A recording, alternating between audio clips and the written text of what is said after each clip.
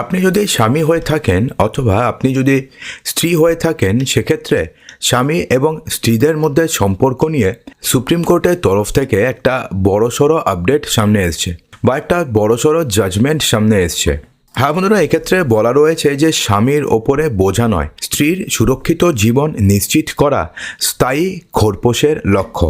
দেখুন বন্ধুরা, এখানে স্পষ্টভাবে সুপ্রিম কোর্ট বলেছে যে permanent alimony should not penalize husband but should ensure decent living for wife.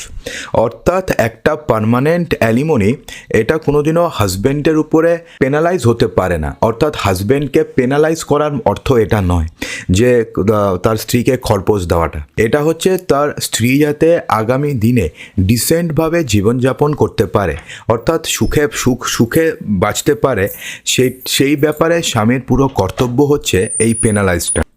তো কি বলা হয়েছে, কি নিয়ে এই টোটাল ঘটনা হয়েছে, চলুন সমস্ত কিছু জেনে নিই। তো এক্ষেত্রে বলা হয়েছে যে মঙ্গলবার দিন সুপ্রিম কোর্ট একটি বিবাহ বিচ্ছেদ মামলায় স্বামীকে স্ত্রীকে এককালীন স্থায়ী খোরপোশ হিসাবে 5 কোটি টাকা প্রদানের নির্দেশ দেওয়া হয়। অর্থাৎ বিবাহ বিচ্ছেদ মামলায় স্বামীকে নির্দেশ দেয় যে সে যেন তার স্ত্রীকে এককালীন খোরপোশ হিসাবে 5 কোটি টাকা প্রদান করে।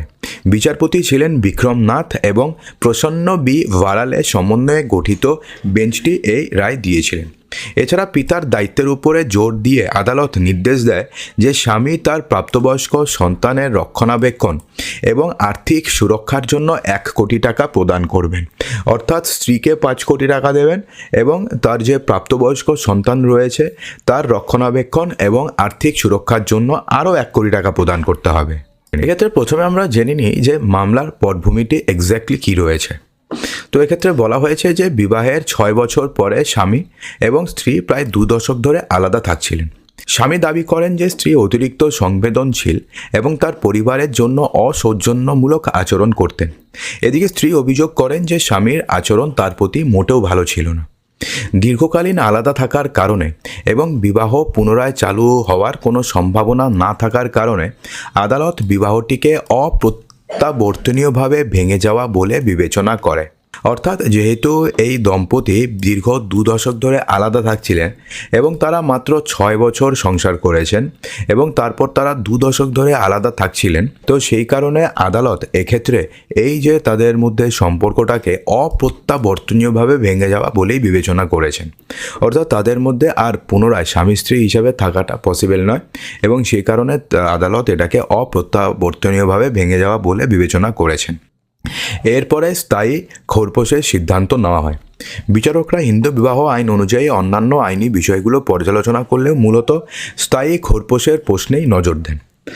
রায় প্রদানের আগে মূলত 2টো কেস ছিল। একটা হচ্ছে রজনেশ এবং নেহা যেটা 2021 সালে করা হয়েছিল এবং 2021 সালে যেটার রায় বেরিয়েছিল, এবং আরেকটা রায় হয়েছে সেটা হচ্ছে কিরণজোত মাইনি এবং অনিশ প্রমোদ পটেল, এই দুজনের করা মামলায় একটা রায় হয়েছিল যেটা 2024 সালে এসেছিল।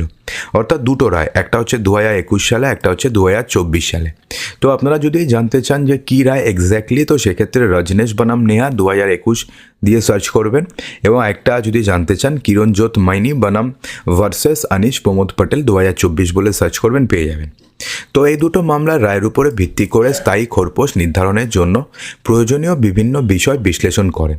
অর্থাৎ সেক্ষেত্রে স্থায়ী খোরপোশ কত দিতে হবে, তো সেক্ষেত্রে বেশ কয়েকটি ফ্যাক্টর রয়েছে, যেই ফ্যাক্টরের উপরে ডিপেন্ড করে যে স্বামীকে কত টাকা খোরপোশ স্ত্রীকে দিতে হবে। সেক্ষেত্রে স্বামী কামায়নি, তো সেক্ষেত্রে তো স্বামীকে বলতে পারে না যে তুমি 5 কোটি টাকা দাও। তো সেক্ষেত্রে কী কী ফ্যাক্টর থাকছে, তো প্রথমেই যেটা থাকছে সেটা হচ্ছে পক্ষগুলির আর্থিক সামাজিক অবস্থা, অর্থাৎ তাদের ফিনান্সিয়াল কন্ডিশন কি রয়েছে, তারা কি করে, তাদের কত টাকার প্রপার্টি রয়েছে, অর্থাৎ তাদের আর্থসামাজিক অবস্থা কি রয়েছে তার উপরে ডিপেন্ড করে।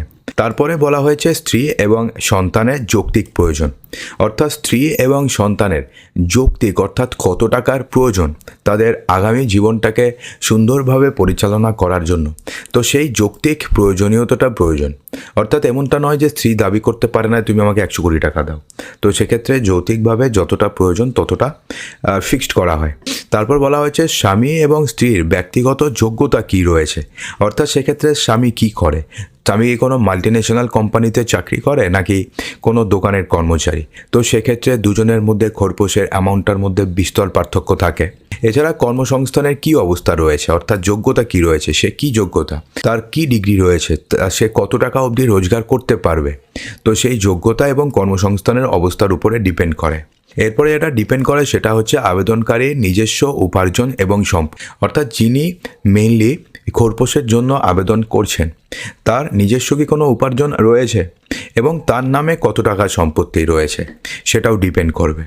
তারপরে বিবাহিত জীবনে স্ত্রীর জীবনযাত্রার মান কেমন ছিল, অর্থাৎ ধরুন কোনো স্বামী কামাই করতো প্রতি মাসে 30,000 টাকা, সেক্ষেত্রে বউ খরচা করতো প্রতি মাসে 50,000 টাকা, তো সেক্ষেত্রে স্বামীর তো পসিবল নয় যে সেক্ষেত্রে 50,000 টাকা বউকে প্রতি মাসে খোরপোশ দেবে। তো এটাও কিন্তু ইসে করা হয়, টোটাল খোরপোশ কত টাকা হবে সেটা ডিসাইড করার আগে। এরপরে যেটা ডিসাইড করা হয় সেটা হচ্ছে পরিবারের দায়িত্বের জন্য স্ত্রীর পেশাগত ত্যাগ। এটা কিন্তু খুব একটা সেন্সিটিভ ব্যাপার। ধরুন আপনার কাউকে বিয়ে করলেন, তিনি বিয়ের আগে চাকরি করতেন, বিয়ে করার পরে পরিবারের দায়িত্ব পালনের জন্য তিনি সেই চাকরি ছেড়ে দিয়েছেন। তো সেক্ষেত্রে কিন্তু আপনাকে যদি ডিভোর্স নিতে হয় তাহলে নর্মাল যত টাকার খোরপোশ দিতে হয় তার থেকে বেশি দিতে হবে, কারণ এক্ষেত্রে আপনার স্ত্রী পেশাগত সমস্ত কিছু ত্যাগ করে দিয়েছে আপনার পরিবারের দায়িত্ব পালনের জন্য। তো সেক্ষেত্রে আপনারও দায়িত্ব বর্তায় যে স্ত্রীর আগামী জীবনটা যাতে সুখে থাকে সেই ব্যাপারটাকে খেয়াল রাখার। তো এক্ষেত্রে কিন্তু আপনাদের যে খোরপোশ সেটা কিন্তু বেশি দিতে হবে।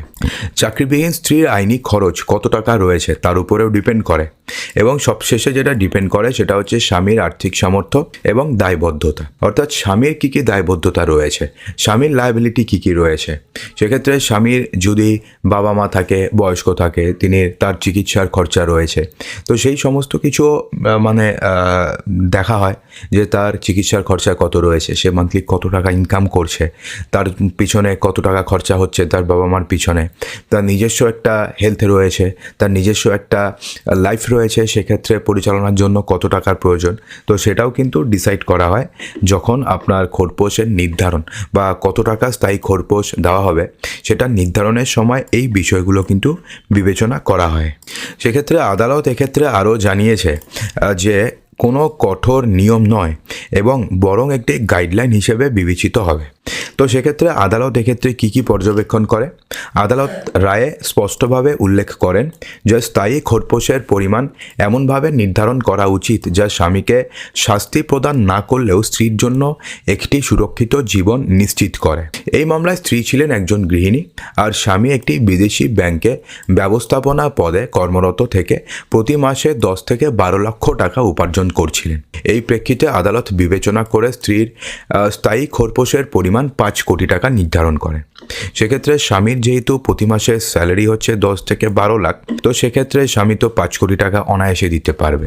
তো সেক্ষেত্রে আপনাদের স্যালারি যদি প্রতি মাসে 10 থেকে 12 হাজার টাকা হয়, তো সেক্ষেত্রে কিন্তু আপনাকে 5 কোটি টাকা দেওয়ার প্রয়োজন পড়বে না।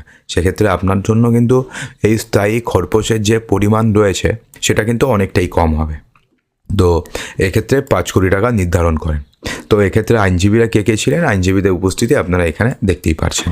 তো বন্ধুরা, আশা করব যে ভিডিওটিতে আপনাদের সমস্ত কিছুই সঠিকভাবে বোঝাতে পেরেছি। যদি ভিডিওটি আপনাদের ভালো লেগে থাকে তো ভিডিওটিকে লাইক করবেন, ভিডিওটিকে বন্ধুদের মাঝে প্রচুর শেয়ার করবেন এবং চ্যানেলটিকে সাবস্ক্রাইব অবশ্যই করবেন।